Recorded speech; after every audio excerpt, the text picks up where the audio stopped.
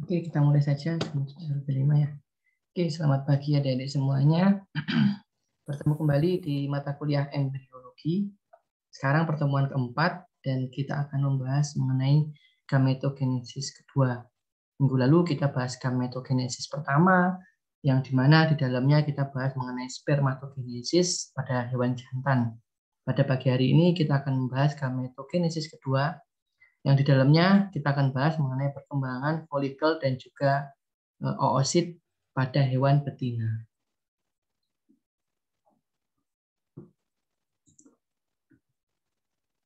Nah, kalau kita kasih ilustrasi gambaran dari samping begitu ya, ini hewan yang diberikan gambaran ini bukan anjing, bukan kucing, tapi sapi. Dilihat dari mana kok ini betul confirm ini sapi? Dilihat dari kelenjar mamai atau kelenjar susunya yang berjumlah 2 di bawah besar ini. Berarti ini sapi ya. Kalau dilihat di sapi, di mana sih letak saluran organ reproduksi? Ternyata lokasinya ada tepat di bawah rektum atau anus. Nah, tepat ini misalkan kamu lihat rektum yang saluran berwarna merah ya. Di bawahnya tepat ada saluran reproduksi mulai dari vulva, terus ada vagina, ada serviks, ada uterus, ada oviduct, dan berakhir pada gonad utama, yaitu ovarium. Di mana ovarium ada berapa jumlahnya? 1 pasang atau 2 buah. Ya, kalau kita lihat ya. Ini sejauh ini, nah karena yang lucunya pada sapi ini, dia tipenya kornuanya berkembang cukup nyata sehingga bentuknya seperti tanduk ini. Ya, ini tanduk yang pertama, ini tanduk yang kedua, begini. Beda halnya dengan primata atau manusia. Manusia yang berkembang bukan kornuanya, tapi korpusnya. Nah, korpusnya atau badannya atau badan rahim kalau sering kalian lihat ya, dengar.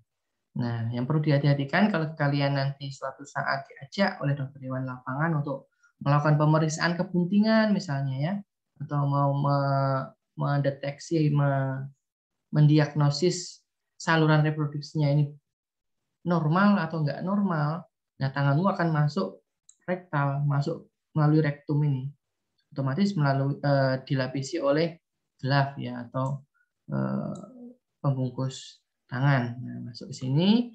Nah, tanganmu mencoba menyentuh ke bawah sini karena ini rektum bersifat elastis ya, rektum ya.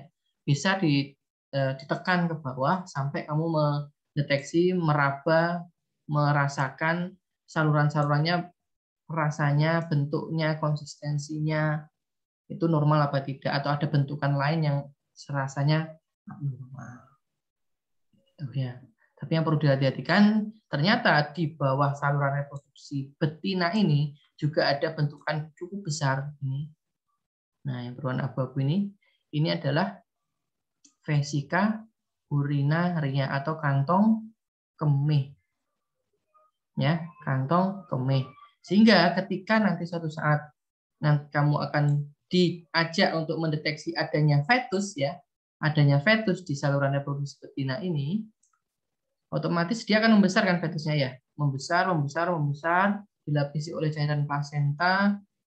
Nah, rasanya, bentuknya, konsistensinya ternyata mirip dengan vesika urinaria atau VU yang dalam keadaan penuh. Nah, bagaimana membedakannya? Membedakannya kalau ini tanganmu masuk dan kamu sentuh fetus di bagian sini, kamu tepuk-tepuk ringan begitu, itu ya nggak ada perawanan, berarti dia ada kantong fetus yang berisi plasenta. Tapi ketika itu bentuknya sama seperti balon kamu isi air, terus kamu tepuk-tepuk, ternyata ada respon dari si induknya mengangkat ekor, berarti yang kamu tepuk-tepuk itu bukan kantong fetus, tapi vesika urinaria. Kamu tepuk-tepuk lama-lama bisa keluar urin.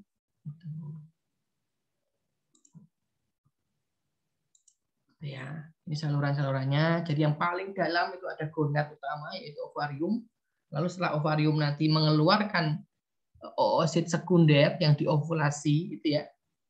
akan ditangkap oleh fimbre, dan fimbre nanti akan terus meneruskan ke oviduct. Dari oviduct akan terjadi fertilisasi jika ada spermatozoa masuk, ya. Lalu akan diteruskan, dia akan masuk ke kornua. Di kornua ini akan bisa terjadi plasentasi dan implantasi, tempat menempelnya fetus di sana sampai berkembang sampai dewasa, sampai nanti dilahirkan, ya. Lalu ada penutup, cincin penutup yang dinamakan serviks. Ya. Nah, setelah serviks ada vagina. Kalau secara alami, secara fisiologis, tanpa ada bantuan manusia, di vagina inilah terdeposisi atau dikeluarkanlah spermatozoa atau semen ketika fertilisasi atau ketika kopulasi alami, ketika kawin alami, bukan bantuan manusia. Di tempat vagina inilah tempatnya. Lalu ada setelah vagina ada vulva. Di vulva ini kita bisa mendeteksi karena dia mukosa, ya.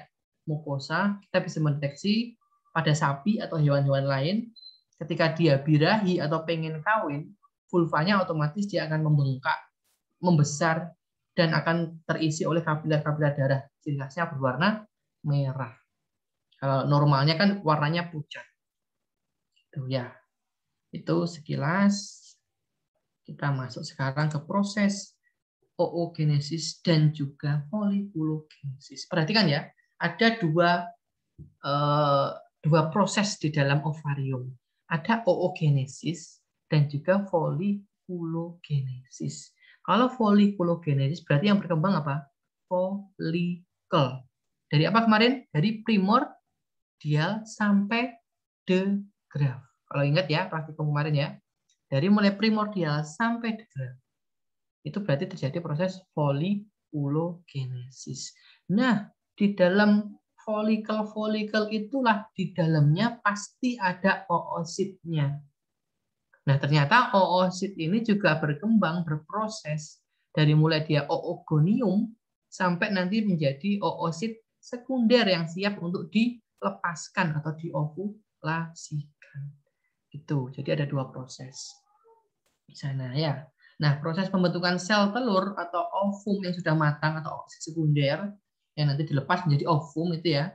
Itu ada proses yang mempengaruhinya, yaitu proses hormonal.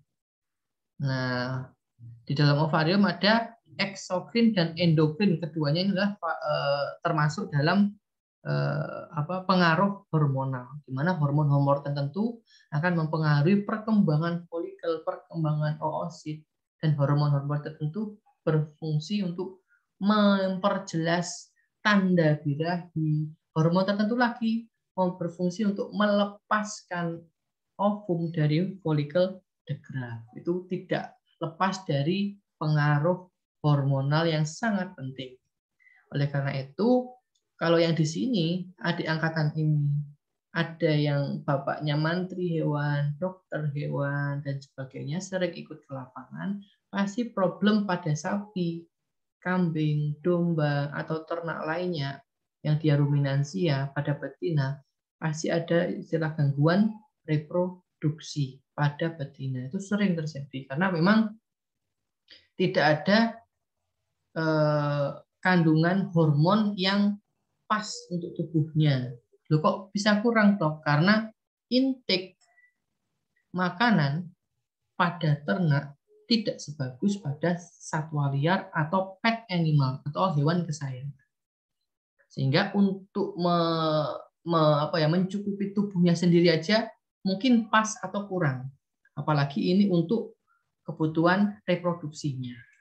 Makanya sering terjadi gangguan reproduksi atau gangrep istilahnya. Tuh, ya. Nah, pada ovarium ini secara gambaran histologis, ya, preparat histologis, kemarin sudah saya sedikit singgung di praktikum, ada dua bagian di sana, ya. Ada bagian medula dan ada bagian korteks. Bagian medula ini bagian yang di tengah, bagian korteks ini bagian ada yang di samping-sampingnya. Di bagian tengah atau medula ada vaskularisasi atau adanya pembuluh darah arteri et vena di sana. Lalu juga ada pembuluh saraf. Ada juga jaringan fibroblast. Tuh. Jadi ada apa saja di dalam medula itu? Ada pembuluh darah, arteri et vena, ada pembuluh limfe atau saraf, dan juga ada jaringan di fibroblast. Lalu di bagian pinggir-pinggirnya ini yang penting, karena di sini ada proses itu tadi. Ada proses folikulogenesis dan juga oogenesis yang terjadi di bagian korteks. Di bagian korteks ini dilapisi, lapisan paling luar adalah tunika albugenia, ada epitel germinatif atau germinal epithelium, ya. Terus ada perkembangan folikel dari mulai primordial, ini harusnya primordial ya, bukan primer ya. Primordial sampai ke the graft. The graft nanti kalau lepas ya, ovumnya akan berubah menjadi corpus luteum. Di sana juga ada folikel atresia yang kemarin saya jelaskan ya. Folikel yang mengalami kematian sebelum dia berkembang lebih lanjut lagi. Terus ada juga pembuluh darah, sedikit pembuluh darah di bagian korteks juga. Ya. Nah, folikel-folikel ini berasal dari mana sih, Dok? Nah, ternyata folikel primordial itu berasal dari epitel germinatif atau epitel benih yang ada atau berada di lapisan paling luar di sekitar tunika albugenia. Di sana ada epitel germinatif, dari kata germinal. Berarti dia asal mula folikel dari sana. Oke. Terus perkembangan folikel itu sama dengan volume, jumlah lapisan sel granulosa dan juga antrum folikelnya ya. Ini oke. Terus dibedakan perkembangan folikel dengan oogenesis. Kali saya sudah jelaskan ya. Ada dua proses yang berbeda di sana, folikulogenesis dan juga oogenesis.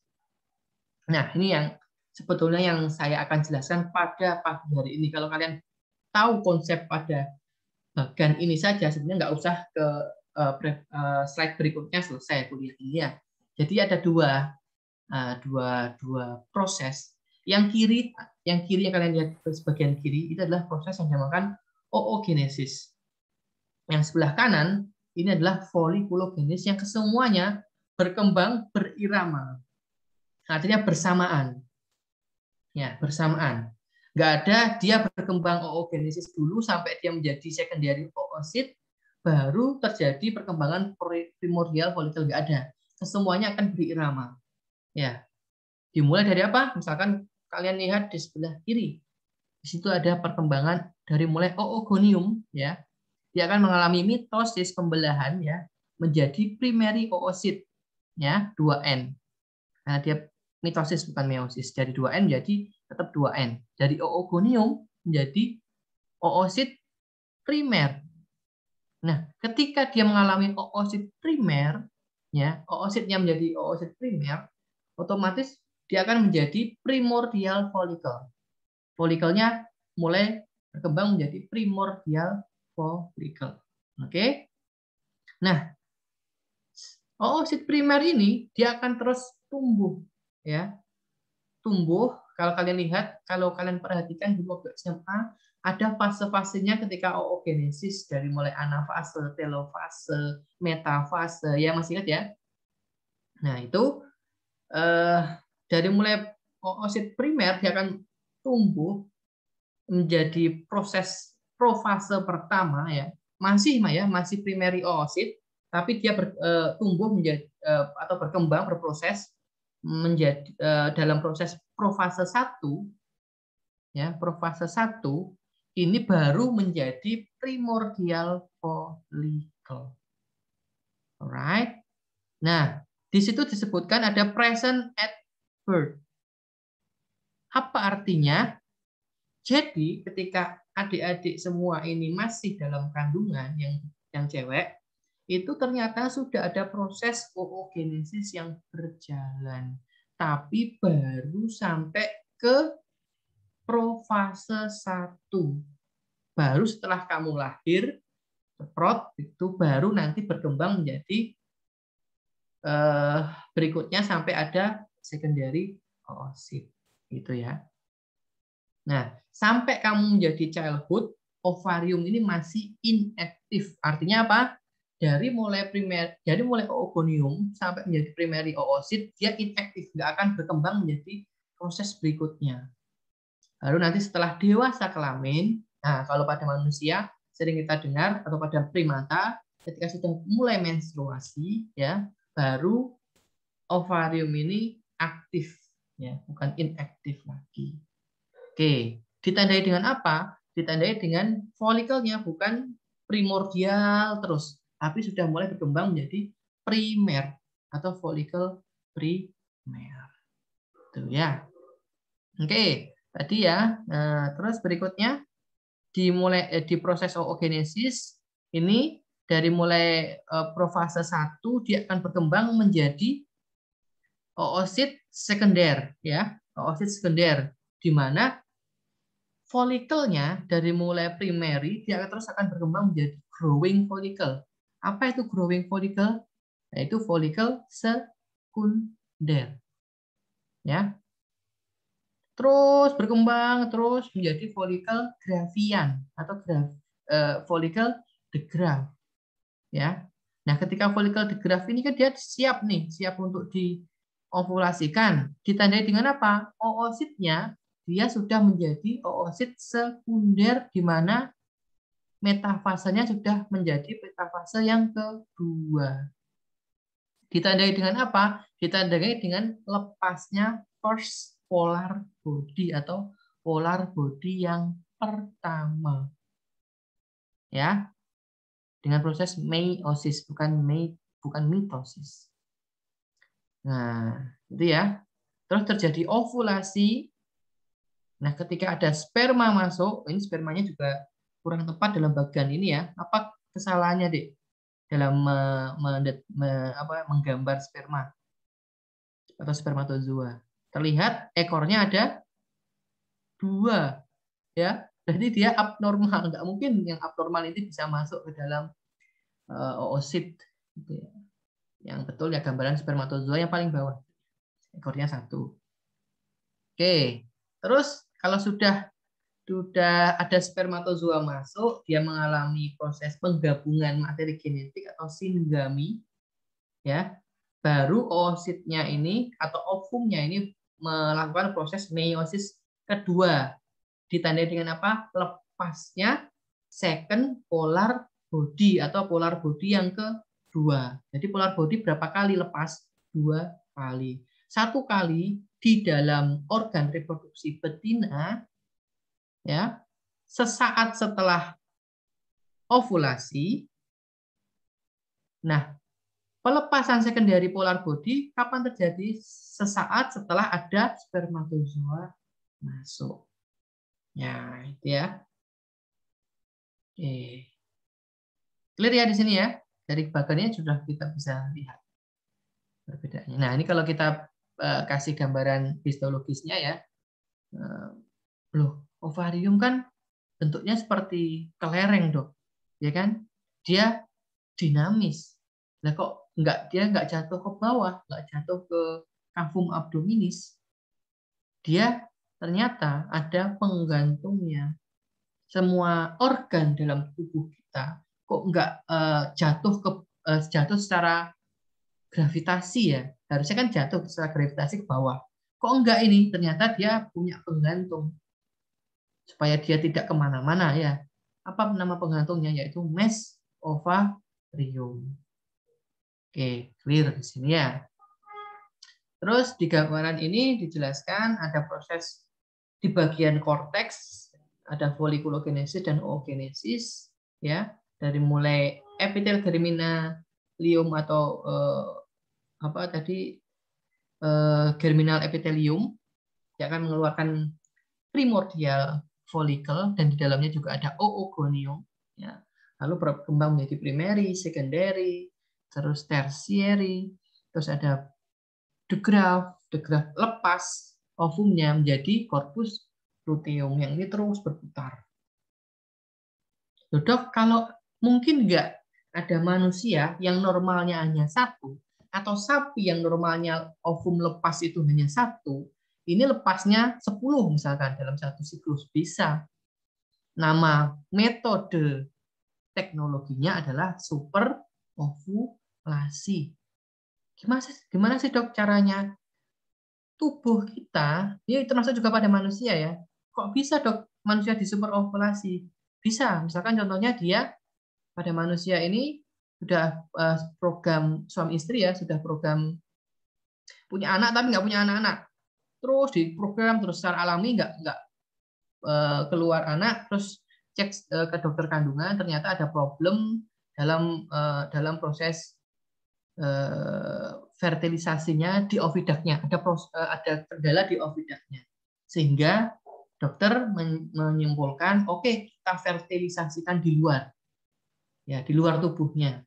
Baru setelah jadi zigot, jadi embrio, kita tanam lagi di rahim si ibu misalkan gitu ya. Ya otomatis kan kita nggak nunggu si ibu ini ovulasi. Kalau kita nunggu si ibu ovulasi ya hanya satu kita bisa panen atau kita bisa ambil. Nah, otomatis dilakukanlah proses super ovulasi. Diberi hormon, ya, disuntik hormon yang menstimulasi perkembangan folikel, yaitu follicle stimulating hormone atau FSH. Disuntik FSH dalam jumlah yang cukup banyak si ibu ini, atau ini misalkan hewan pada sapi, akan terjadi perkembangan folikel. Jadi yang harusnya primer folikel ini hanya 100, dia menjadi 200. Secondary follicle yang harusnya 100, yang harusnya 50 menjadi 100 dan seterusnya sampai follicle degrafnya ada 50 misalkan. 50 inilah yang kita suntik dengan hormon lain yang namanya LH atau luteinizing hormone. Dia kan kesemuanya akan ovulasi sehingga kita dapatkan 50 ovum yang matang. Bukan satu. Walaupun normalnya manusia hanya satu. Tapi kita dapat 50. 50 itulah kita panen. Ya, kita panen, kita keluarkan, kita masukkan ke lab, kita tambahkan spermatozoa di sana secara manipulasi teknologi, dia akan melakukan proses fertilisasi di luar. Itu ya, itu pun juga bisa. Loh, pada manusia, pada hewan juga bisa dilakukan, nggak dilakukan. Ada istilah kerennya yaitu transfer embrio atau TE. Itu juga dilakukan pada beberapa spesies. Dan sekarang juga menjadi salah satu teknologi tepat guna selain IB atau inseminasi buatan. Tuh ya. Atau pada manusia sering disebut dengan apa? Bayi tabung. Nah, ini ya beberapa gambaran histologisnya. Kalau kalian lihat, ini kalau sudah matang, khas bentuk folikel degraf ya kayak gitu. Ada antrum atau ruang folikuli yang cukup besar di sana. Di mana oositnya sudah mulai terpinggirkan ke pinggir atau ke tepi ya, tuh ya. Lalu di sini juga ada folikel primordial gitu ya, dan juga folikel primer kiri kanan. Nah, ini ya, ini folikel primordial, ini folikel primer, ini the graph ya. Bentuknya aja sudah khas ya, ini juga the graph. Nah, ini folikel-folikel kecil ini yang kemungkinan juga primordial.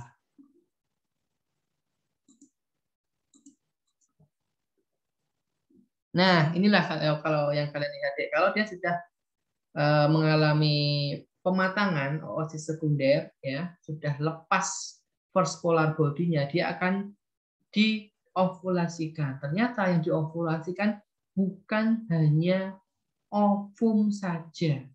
Ternyata di dalamnya juga ada lapisan-lapisan sel-sel granulosa yang terikut, yaitu korona, radiata, dan beberapa sel granulosa yang disebut dengan cumulus ooporus.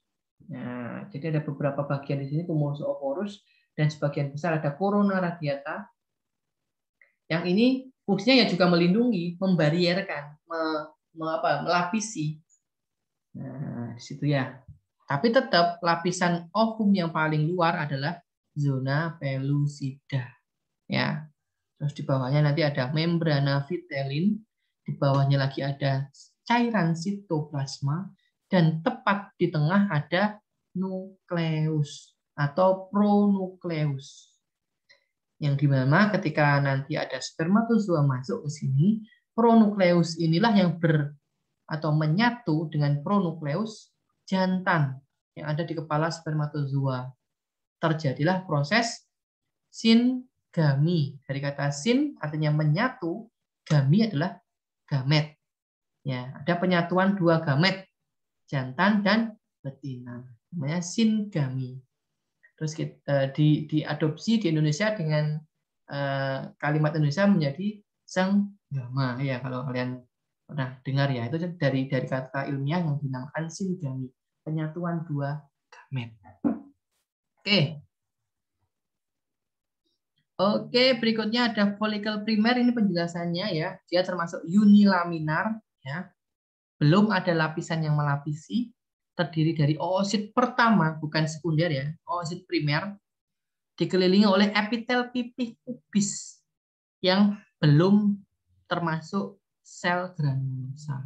Dia masih dalam masuk sel-sel folikel awal, sel pipih. Diameternya paling kecil yaitu 20 sampai 40 mikrometer. Letaknya di mana, Dok? Letaknya di bawah tunika albuginiana karena dia dibentuk oleh apa? Germinal epithelium tadi. Yang lokasinya dekat dengan tunika albuginiana. Terus oosit dikelilingi oleh selapis epitel pipih dinamakan folikel primordial. Jumlahnya merata pada korteks, utamanya pada ruminansia, sapi, kambing, domba, babi juga, tapi berkelompok pada karnivor, berkelompok di beberapa spot di daerah korteks. Dia mengelompok saja. Tapi kalau pada ruminansia babi, dia mengelilingi seluruh korteks, itu pasti ada folikel primer ya. Oke, berikutnya ada folikel sekunder, dia sudah multilaminar. Ya, berarti lebih dari satu lapis. Sel-sel folikelnya sudah membelah. Sel-sel folikel itu ya sel-sel granulosa tadi loh ya. Sudah mulai membelah lebih dari satu lapis, 2, 3, 4 dan seterusnya. Diameternya jauh lebih besar, sekitar 120 mikrometer, dan oositnya di dalamnya ukurannya 80 mikrometer. Ini pada sapi. Otomatis pada hewan lain juga ukurannya berbeda, tetapi pasti lebih besar daripada ukuran folikel primer atau folikel primordial. Tuh ya. Terbentuk sel-sel granulosa, tetapi antrum atau ruang folikelnya belum ada. Ya, walaupun dia 7 lapis sel granulosa terlihat besar, tapi kalau antrumnya belum terbentuk, dia belum diklasifikasikan ke folikel tersier, masih sekunder. Ya. Terus di folikel sekunder ini perlu diingat-ingat, ini sering keluar ujian, mulai terbentuk zona pelusida yang terbentuk dari glikoprotein. Materinya dari materi glikoprotein. Di mana zona pelusida? Yaitu lapisan terluar dari oosit. Nah, berarti di primordial sama primer belum ada zona pelusida, Dok? Belum. Mulai terbentuk pada folikel sekunder. Ya. Diameternya 3 sampai 5 mikrometer. Dan mengitari membran plasma oosit atau sitoplasma tadi ya. Terus berikutnya ada folikel tersier. Nah, ciri khasnya apa, Dok? Tersier sudah mulai ada antrum folikuli. Nah, diisi oleh cairan liquor folikuli. Apa itu isinya?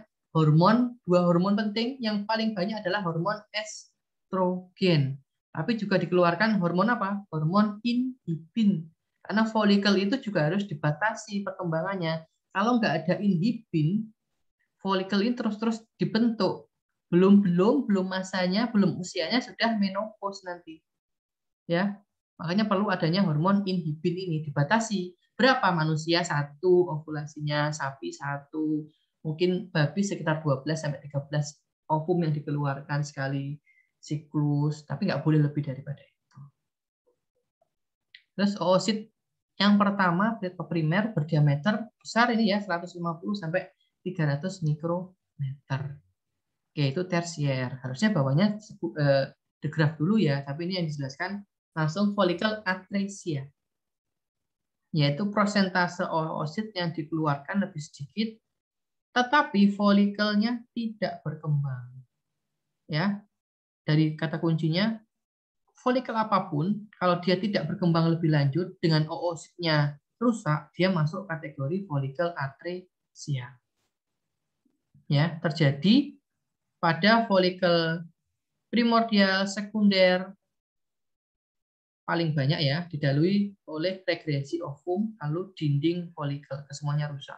Jadi paling, kalau kemarin saya jelaskan ada follicular wave atau gelombang folikel, ya, yang saya sebutkan tadi, primordial terus berkembang sampai tertentu, beberapa terus berkembang, beberapa rusak dan seterusnya, terus berkembang folikel wave itu ya. Nah, memang yang paling banyak menjadi atrisi itu memang folikel primordial, primer, dan sekunder.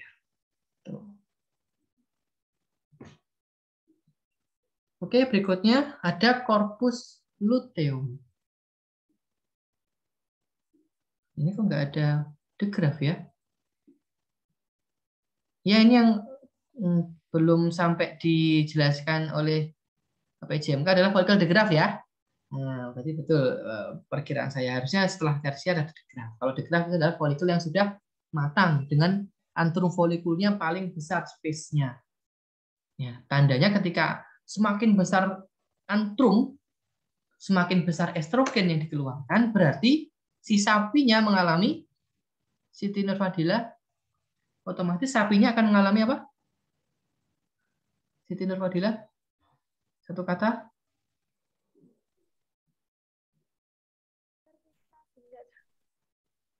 Apa? Nggak dengar?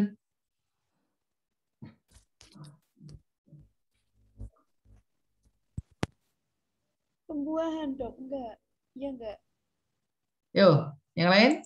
Ketika ada folikel digraf, antrum folikulinya besar, cairan di keluar folikulinya banyak, berarti sapinya mengalami ovulasi dok. Birahi, Oke, dok. tadi ya siapa aja bilang birahi.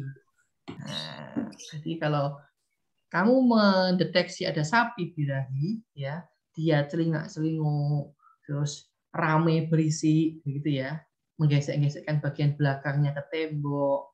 Terus kalau ada betina lain dalam satu kandang, dia mencoba menaiki betina lainnya di kanan kirinya. Terus vulvanya besar, keluaran cairan berwarna bening. Itu berarti kalau kamu raba secara perekam, di dalam ovarium pasti ada bentukan folikel digraf yang siap untuk ovulasi.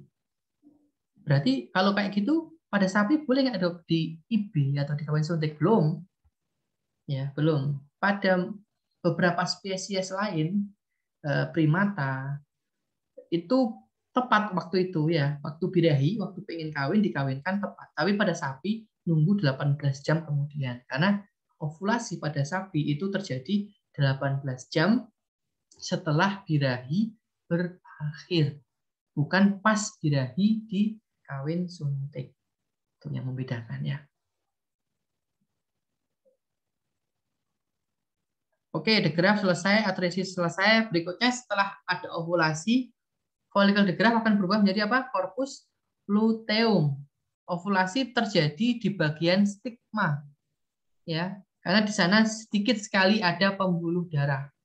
Walaupun kadang ada 1 jalur, 2 jalur pembuluh darah yang dimana ditandai ketika ternyata masih ada 1-2 jalur pembuluh darah di bagian stigma, terus ditekan oleh ovum dan pecah, sapinya ketika birahi juga mengeluarkan sedikit darah segar.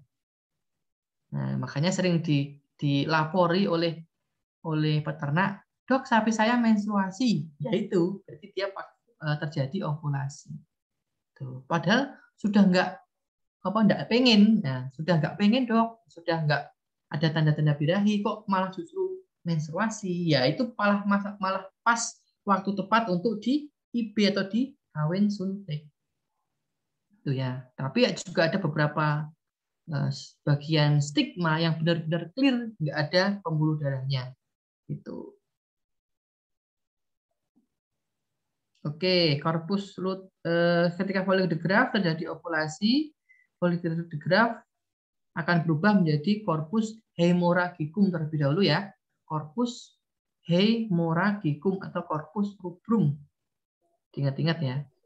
Ini korpus yang sesaat setelah foliodigraf mengalami ovulasi, ovumnya ya. Dari kata hemo yaitu darah atau rubra artinya merah. Oke. Nah, korpus hemorrhagicum ini akan menjadi dua jalur, ya, dua jalur. Satu jalur menjadi korpus luteum periodicum, ingat ya. Ada istilah korpus luteum periodicum dari kata periodik, berarti secara periodik, secara bersiklus. Ini terjadi korpus luteum periodicum ketika tidak ada spermatozoa yang masuk. Oke. Tetapi korpus rubrum atau hemorrhagicum ini akan berubah menjadi korpus luteum gravidatum. Dari kata gravid artinya apa? Gravid bahasa Latin artinya gravid artinya bunting atau hamil. Berarti ini terjadi ketika ada spermatozoa berhasil memasuki ovum dan terjadi singami. Tuh. Tapi kesemuanya masuk dalam kategori korpus luteum. Nah, oke. Kalau di sini dijelaskan di preparat di PPT disebut dengan KL spurium atau KR ovulasinum. Sama, ini artinya dengan KL periodicum. Ya, korpus luteum yang otomatis terbentuk dalam satu siklus. Dan hilang. Terus terbentuk lagi, hilang, terbentuk lagi. Gitu terus. Tapi kalau dia menjadi KL gravidatum, dia otomatis si induknya sudah positif hamil atau bunting. Tuh. Oke. Ya. Pada korpus luteum, sel-sel granulosanya akan berubah menjadi sel-sel lutein besar, sel-sel TK-nya menjadi sel-sel lutein kecil yang kesemuanya sel lutein besar maupun kecil akan mengeluarkan hormon progesteron. Ya, yang fungsinya adalah menjaga kebuntingan. Kalau pada saat nggak bunting, fungsi dari hormon progesteron menekan produksi hormon estrogen. Ya, kalau pada saat hormon estrogen tinggi, tandanya si induknya mengalami birahi. Kalau progesteron yang tinggi, si induk ditandai dengan tidak birahi. Nah, itu ya. Clear kok. Pada sapi juga sama. Pada sapi ketika hormon progesteronnya tingginya, berarti ada korpus luteum di sana, entah itu korpus luteum spurium atau gravidatum. Kalau ada pejantan sedang libidonya sedang tinggi, mendekati betina, betina akan menolak. Ditandai dengan apa kalau pada sapi? Mudah. Dia punya apa? Punya ekor. Ekornya akan ditutupkan ke vulvanya sampai ke dalam. Ditutup. Jadi jalurnya ditutup. Nggak mungkin penisnya si hewan jantan akan memasuki organ si betina, ditutup pakai ekor. Gitu. Kalau pada musang gimana? Wah, lebih seru lagi pada musang. Kalau si betinanya menolak, dia akan melawan, yaitu musang jantan sama musang betina lebih ngeri mana ketika marah pada musang betina. Musang jantan biasanya hancur ketika si komunitas misalkan itu ya mencoba menggabungkan tanpa dilihat si betinanya birahi apa tidak. Tuh. Tapi kalau di alam liar, misalkan pada musang, ya musang betina yang birahi ini yang baru akan didatangi oleh pejantan. Nggak mungkin musang tidak birahi terus tiba-tiba didatangi oleh pejantan untuk proses perkawinan. Tuh. Karena kalau di alam liar, satu hal yang penting adalah feromon. Ya.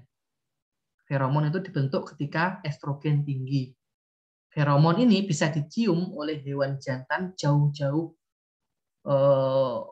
dari jauh misalkan ya. Anjing pun bisa mencium anjing betina sedang birahi, feromon tinggi itu bahkan dari 3 km jauhnya. Ya. Pada kucing juga sama. Kucing loop birahi keluar feromon. Dia hanya meong-meong di garasi rumahmu. Tiba-tiba ada 10 pejantan kucing mendekati, ya kan? Nah, coba perhatikan. Ada kucing meong-meong terus nggak gelisah begitu, berarti dia loop atau birahi. Mungkin dia akan menyendiri di garasi, terus tiba-tiba ada 1-2 kucing datang, yaitu dia mencium bau feromon di sana. Oke, itu tadi ya, jelaskan. Tapi juga ada perlu diperhatikan dalam keadaan patologis. Kalau tadi ya, corpus luteum periodicum spurium atau ovulasinum atau corpus luteum graviditatum itu kesemuanya fisiologis normal. Tapi juga ada keadaan patologis, keadaan nggak betul, keadaan patologis, keadaan sakit ketika terbentuk corpus luteum persisten. Istilahnya CLP, corpus luteum persisten. Kok bisa itu, Dok? Kalau di dalam dalam uterusnya, uterus si betina terjadi endometritis, jadi infeksi di endometrium, terjadi piometra, terjadi infeksi di miometrium, atau ada mumifikasi atau maserasi, atau apa itu mumifikasi, Dok? Dari kata mumi, fetus yang mengalami kematian dan membatu, mengeras di dalamnya, namanya mumifikasi. Kalau maserasi, fetus yang mengalami kematian dan terjadi infeksi sampai dia menjadi bubur bayi. Bayinya sudah nggak berbentuk, jadi bubur. Itu namanya maserasi atau maserasio. Di ketiga keadaan inilah otomatis progesteronnya akan tetap atau tinggi, ya tinggi karena corpus luteumnya tidak luluh, tidak berubah menjadi corpus luteum albikan dan hilang degenerasi, enggak. Akan tetap dipertahankan corpus luteum persisten. Loh, kok bisa, Dok? Corpus luteum itu kok tetap ada, enggak bersiklus. Karena itu tadi di endometrium mengalami infeksi atau mengalami kelainan, sehingga fungsi dari uterus itu mengeluarkan hormon PGF2 alfa. Ingat-ingat ya, hormon PGF2 alfa.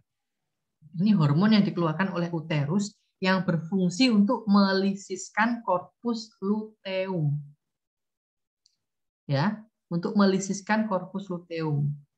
Ketika corpus luteum dilisiskan, akan terjadi kembali proses folikulogenesis. Tapi ini PGF-nya ditandai silang, artinya tidak diproduksi PGF2 alfa. Ya, nggak ada yang melisiskan corpus luteum berarti ya. Tandanya apa? Sapinya, kambing dombanya, kudanya, kok sudah lama setelah partus, setelah lahir, nggak birahi-birahi. Ya, harusnya kan berapa? 60 hari atau 2 bulan setelah lahir anak, dia akan birahi kembali. Loh, ini kok sampai 6 bulan, 8 bulan nggak birahi-birahi. Ada kemungkinan ada corpus luteum persisten di dalamnya. Oke. Di dalam ovarium terjadi siklus birahi, merupakan gabungan fungsi fisiologis alat kelamin betina pada satu masa birahi dan berakhir pada birahi berikutnya. Jadi ada siklus. Sapi berapa? 21 hari sekali ya siklus. Manusia berapa? 30 hari sekali. Ya. Semua itu bersiklus. Ada perkembangan di sana. Nah, siklusnya tergantung temperatur, musim, sinar matahari, umur, penyakit, makanan, genetik, dan hormonal. Semuanya akan mempengaruhi normal apa tidaknya siklus birahi. Tetapi perlu diingat, kalau kita berbicara pet animal atau farm animal, ini ya kesemuanya mempengaruhi. Tetapi ada faktor musim yang juga mempengaruhi pada wild animal atau satwa liar. Karena satwa liar ada juga yang mengalami birahi bermusim. Musim-musim tertentu, bulan-bulan tertentu, dalam keadaan tertentu saja si betina akan birahi. Ya, Kalau kalian pernah lihat Nat Geo Wild, ya, itu ada istilahnya musim kawin. Ya, ini hanya terjadi pada wild atau satwa-satwa liar. Ketika keadaannya memungkinkan untuk si induk betina birahi ovulasi, kawin sampai merawat anak. Karena di keadaan tertentu yang lain atau di musim yang lain tidak akan memungkinkan terjadi hal itu.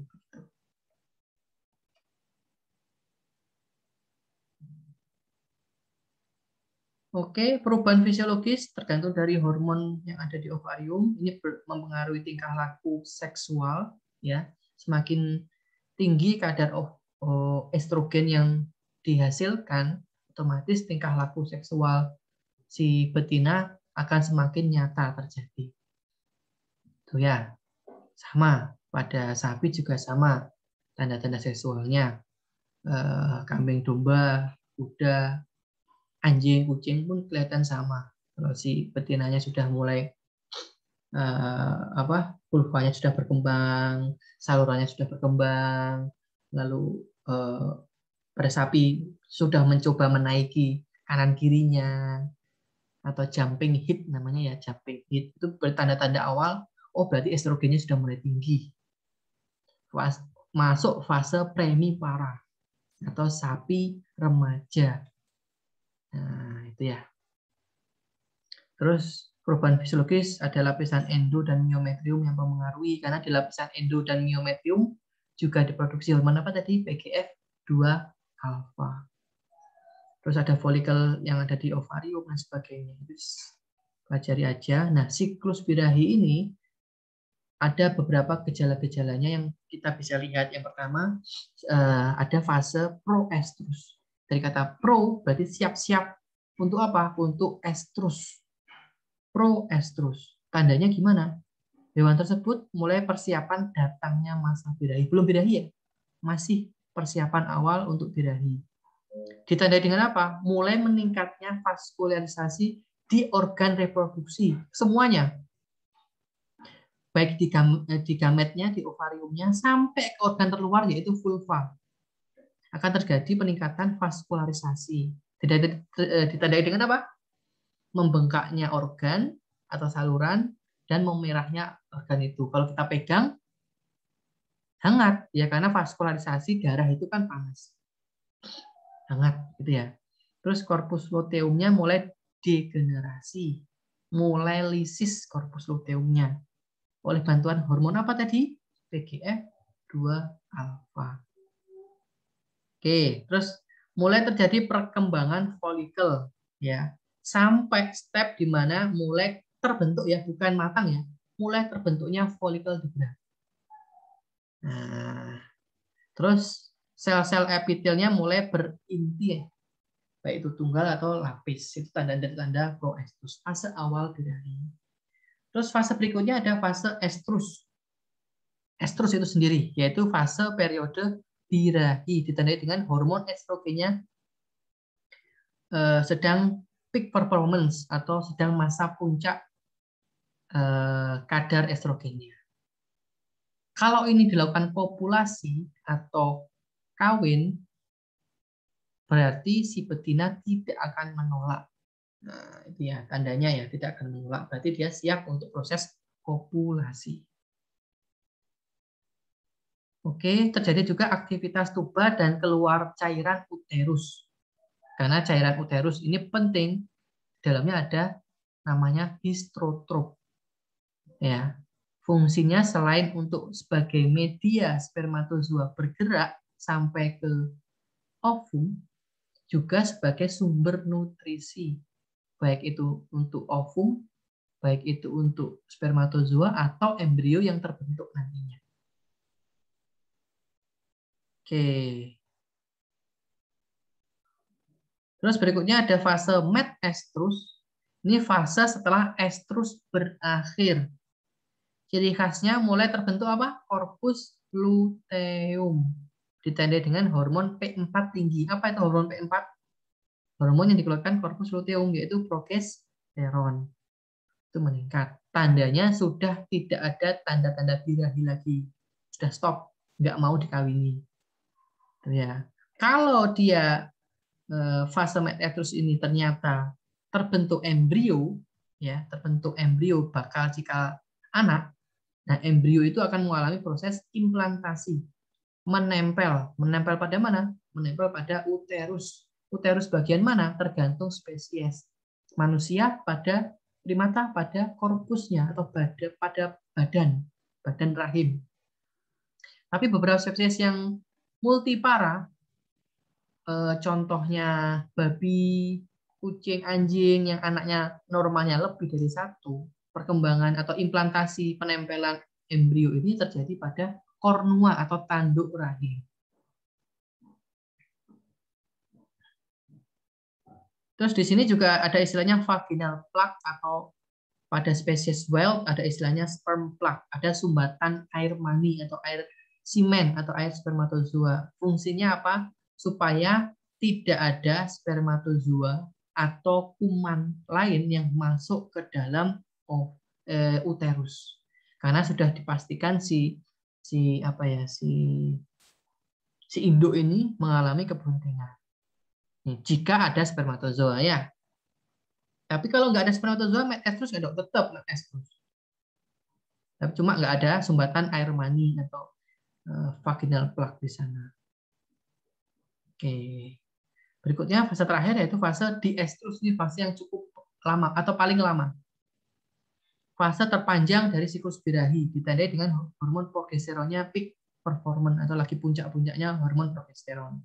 Ditandai dengan apa? Serviks menutup, uterus relaksasi, nggak kontraksi, korpus luteumnya regresi, mulai terbentuk korpus luteum korpus albicans sampai terjadi perkembangan folikel kembali. Itu fase diestrus. Nih ya, ini gambarannya. Kalau pada betina sapi gitu ya, menandainya karena dia birahi, dia akan menaiki betina lain. Ya, ini bukan gambar yang kamu lihat ini. Ini oke, ini memang sama ya. Sama, ini jantan sama betina ya. Kalau betinanya sedang birahi, ketika jantan menaiki tidak ada perlawanan sama sekali. Ya. Atau bahkan justru mempersilahkan. Gimana cara mempersilahkan? Dia diam saja dan ekornya diangkat selebar-lebarnya. Diangkat paling pol ke atas. Menunjukkan vulvanya pada si pejantan. Nah, itu. Tetapi ketika dalam satu kawanan tidak ada pejantan sama sekali, menandai si betina sapinya birahi bagaimana? Dia akan menaiki betina lainnya.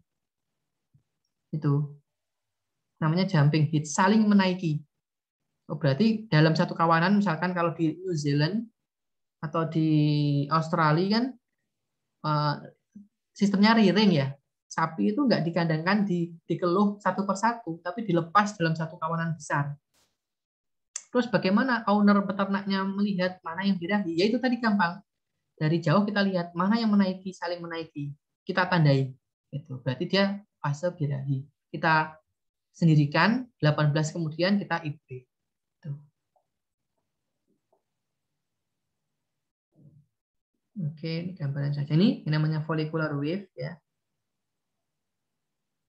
Ini feedback mechanism yang kemarin sudah saya jelaskan di praktikum ya.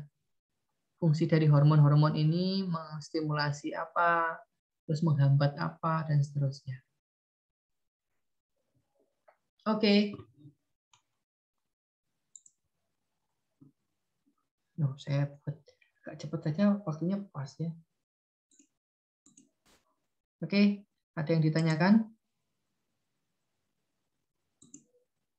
Atau didiskusikan? Sebentar. Waduh.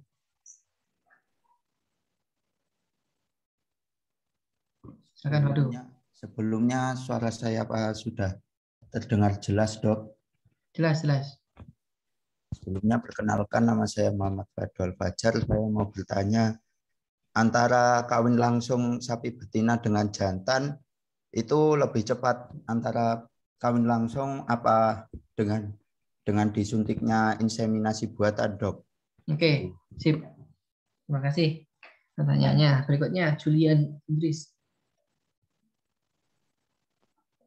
Terima kasih sebelumnya. Dari penjelasan tadi itu kan kalau apa itu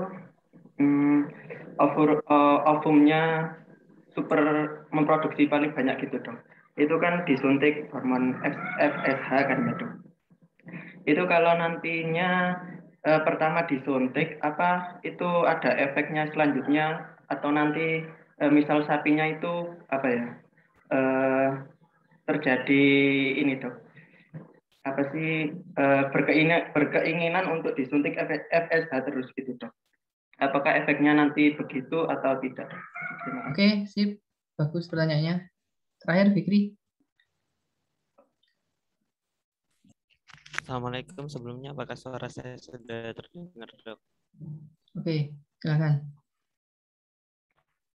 Perkenalkan, nama saya Mas Fikri Samsuri, izin bertanya. Untuk hormon PGF2 alfa itu kalau misal alternatif dari hormon ini itu apa, Dok? Dan nanti kalau misal hormonnya itu nggak ada, itu gimana? Oke. Tambahan lagi. Hormon PGF2 alfa itu asalnya dari mana juga? Terima kasih. Oke, good. 3 pertanyaan bagus. Yang pertama, derivado. Dari 2 sistem perkawinan, kopulasi ya. Ada alami, ada buatan. Alami yaitu ya pejantan menaiki betina, terjadi proses kopulasi, terjadi deposisi spermatozoa di vagina dalam jumlah miliaran. Ya, dalam per mili semen yang dikeluarkan jumlahnya miliar spermatozoa. Ini ya pertama ya. Yang kedua, sistem inseminasi buatan hanya sekitar 30 juta spermatozoa yang disuntikkan, tetapi bukan di vagina, tapi sampai ke korpus uteri. Keduanya baik apa enggak baik? Tingkat keberhasilannya yang berhasil mana? Yang berhasil memang sampai sekarang yang paling baik adalah kawin alami. Tapi inseminasi buatan sudah mulai mendekati proses keberhasilan kebuntingan sampai ke 90%. Kalau kawin alami itu, Dek, kawin alami, si sapi betinanya nggak akan mau kalau si pejantan sudah maksa naik pun nggak akan terjadi pemasukan spermatozoa atau semen karena menutup ekornya. Ditutup begitu loh. Tapi kalau dibuka berarti kan dia pas itu birahi. Dan yang ditumpahkan di vagina itu miliaran spermatozoa. Nggak masalah. Ada 100 juta yang mati, masih ada 900 sekian juta yang masih hidup. Ya, terus dia akan kompetisinya sangat sengit kalau kawin alami ya. Miliaran yang berkompetisi untuk membuahi satu ovum. Itu memang lebih baik kawin alami. Itu. Cuma kawin alami itu probabilitas terjadinya penyebaran penyakit veneral atau penyakit reproduksi itu juga tinggi. Kalau si pejantan preputiumnya tidak kita cuci, kalau mungkin ada infeksi di gland penisnya kita nggak tahu, masuk ke betina, betinanya bisa tertular. Tuh ya. Tapi kalau lebih tinggi mana? Hampir 100% kalau kawin alami keberhasilan buntingnya ya. Tapi ingat kalau inseminasi buatan tumpahan spermatozoanya bukan di vagina, Dek, tapi di korpus uteri. Walaupun hanya 30 juta yang hidup dan berkompetisi sampai ke ovum, tapi minimal kalau sirkuit harusnya dia balapannya sirkuitnya 10 kilo, kita cut tinggal hanya 3 kilo saja. Kamu taruh motornya hanya di 3 kilo akhir. Jadi kan jalannya kan sangat simple, hanya sebentar sampai ke ovum. Jadi nggak masalah 30 juta itu mati 20 juta, masih ada 15 juta yang berkompetisi. Itu dan tingkat kematiannya nggak akan setinggi ketika kawin alami karena kawin alami butuh 30 kilo misalkan sirkuit untuk sampai ke ovum. Sedangkan kawin buatan hanya butuh 10 kilo akhir saja. Gitu. Tapi ya nggak sampai 100, hampir 100% kayak kawin alami, masih di angka 90%, 91% gitu. Terima kasih, Dok. Oke. Dan memang baiknya IB nggak baiknya tidak lebih bagus dari keberhasilan kawin alami, nggak baiknya ya. Tapi baiknya kita sangat memungkinkan untuk mengupgradekan genetik daripada sapi.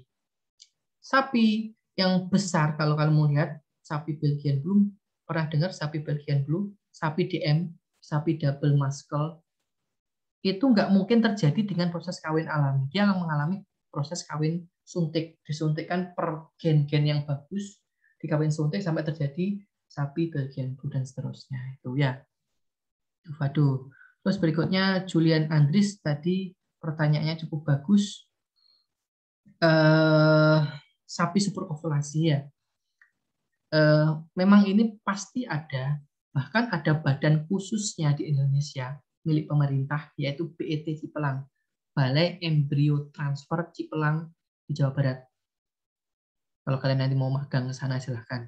Di sana ada 2 jenis betina, ya Dek. Ada 2 kelompok betina sapi. Satu kelompok namanya resipien, satu kelompok namanya donor. Ya, sapi resipien ini fungsinya adalah sapi yang ditugaskan menerima embrio untuk dikandung. Entah itu memang dari anaknya atau bukan, nggak penting. Tugasnya adalah menerima embrio, ditempelkan 1, 2, 3 embrio untuk ditempelkan di sana. Itu sapi resipien. Ya. Nah, sapi donor inilah yang digunakan untuk program super ovulasi. Sapi-sapi yang folikulogenesisnya dicek itu bagus, ya. Kita suntik FSH, otomatis ada ratusan ovum matang yang berhasil kita panen, kita ambil. Tuh, loh, Dok, ketika disuntik hormonal, bagaimana hormonal berikutnya? Nggak masalah. Tetapi memang ketika dia sudah menjadi donor, dia akan terus menjadi donor, Dek. Karena sudah pasti bagus gitu loh. Folikulogenesisnya pasti bagus. Ya wes, nggak disia-siakan oleh manusia. Setiap kali siklus dia disuntik hormon FSH terus-menerus. Kalau step berikutnya nggak disuntik hormon FSH, ya folikulogenesisnya tetap terjadi, ovulasinya tetap terjadi, tapi mungkin hanya 1-2 saja. Tapi tetap kalau kita tambahi hormon, bisa menjadi ratusan ovum yang bisa diovulasikan. Tetap butuh suntikan hormon terus-menerus. Tapi kalau kita stop bagaimana? Nggak masalah, kita stop, nggak masalah. Tapi ovulasinya tetap ke alamiahnya, 1 ovulasi. Itu ya, Julian Andris. Tapi dia dalam satu badan riset BET Cipelang itu tetap dia fungsinya sebagai donor terus. Duduk efek sampingnya, yaitu tadi ketika ada ratusan ovum yang berhasil diovulasikan, otomatis usia dewasa kelaminnya semakin pendek. Oke ya, usia dewasa kelaminnya semakin pendek. Harusnya dia sampai 12 tahun, 14 tahun bisa memproduksi ovum normal, bisa bunting, tapi dia mungkin hanya 4-5 tahun saja bisa dipakai. Setelah 4-5 tahun, atau mungkin maksimal 7 tahun, dia sudah harus diakhir. Sudah masuk masa menopause. Duh, Julian. Oke, terakhir Fikri mengenai hormon PGF2-alfa. Ya, PGF2-alfa singkatan dari prostaglandin 2-alfa. Yang ini sering kali disalahkan, tapi saya nggak terlalu menyalahkan mahasiswa. Mahasiswa kan belajarnya kan banyak mata kuliah. Ini sering-sering dikelirukan. Prostaglandin, kalau saya tulis ya, hormon yang dikeluarkan oleh uterus, saya nggak tulis PGF2-alfa. Kalau PGF2-alfa, oke, mungkin kalian sudah ingat dan kalian coret. Tapi kalau saya tulis hormon yang dikeluarkan oleh uterus adalah A, prostaglandin, B, progesteron. Itu pasti yang akan salah memilih, yang jawab adalah progesteron. Karena yang betul adalah prostaglandin. Prostaglandin 2-alfa disingkat menjadi PGF2-alfa. Ya, itu hormon yang menciri khas khusus, spesial hormon, karena kebanyakan hormon itu dikeluarkan oleh kelenjar tertentu dan berefek yang dikeluarkan oleh kelenjar tertentu dimasukkan ke pembuluh darah dulu, dialirkan ke pembuluh darah dulu dan berefek ke target organnya. Tapi hormon PGF2-alfa dia bisa ketika dikeluarkan oleh uterus, badan rahim, ya, dia nggak lewat pembuluh darah langsung, dia langsung merembes sampai ke ovarium. Karena jarak antara uterus dengan ovarium itu dekat. Dekat ya. Saya enggak, ayo. Oh, udah tak close ya. Kalau tadi kan ada gambaran dari mulai vulva ya, vulva sampai lengkung, di tengahnya, di bagian akhirnya ada ovarium, di atas ovarium kan ada uterus itu ya. Nah, ketika uterusnya itu mengeluarkan PGF2 alfa, dia nggak dikeluarkan ke pembuluh darah dulu, dialirkan tubuh dulu, nggak. Dia langsung merembes sampai ke ovarium. Kalau sampai ke ovarium, otomatis korpus luteum akan dilisiskan. Terjadilah folikulogenesis kembali. Itu. Jadi ini hormon yang khas bisa atau yang mengeluarkan adalah uterus atau badan rahim. Oke.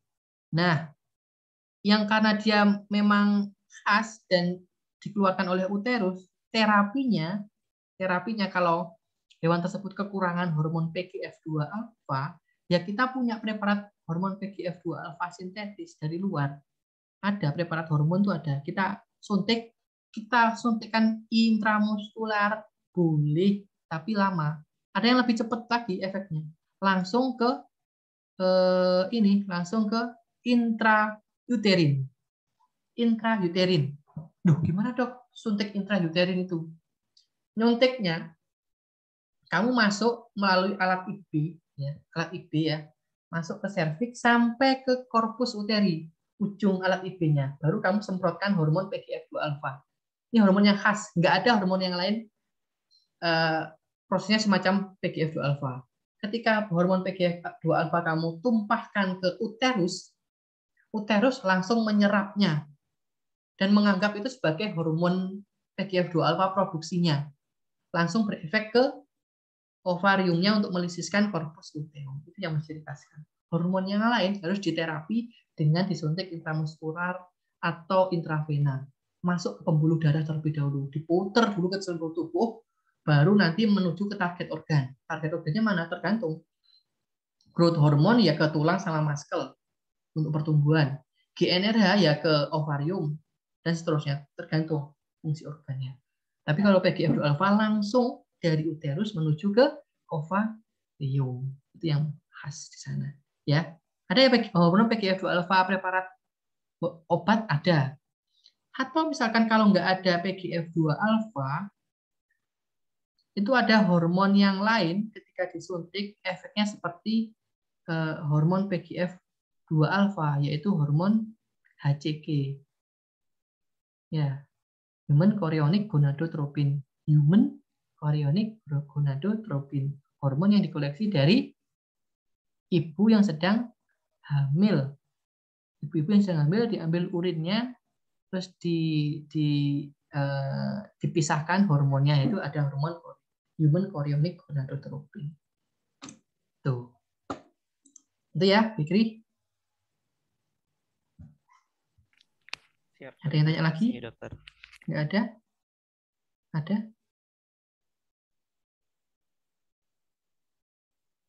Oke. Ada ya.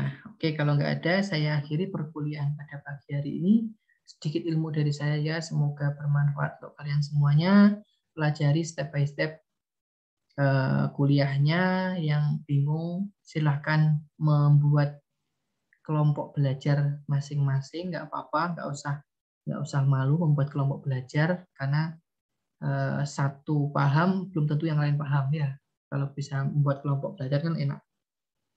Sampai ketemu di jam 1 kita praktikum. Oke, selamat pagi semuanya. Assalamualaikum warahmatullahi wabarakatuh. Waalaikumsalam. Terima kasih, Dok. Dok. Banyak dong. Terima kasih, Dok. Yes.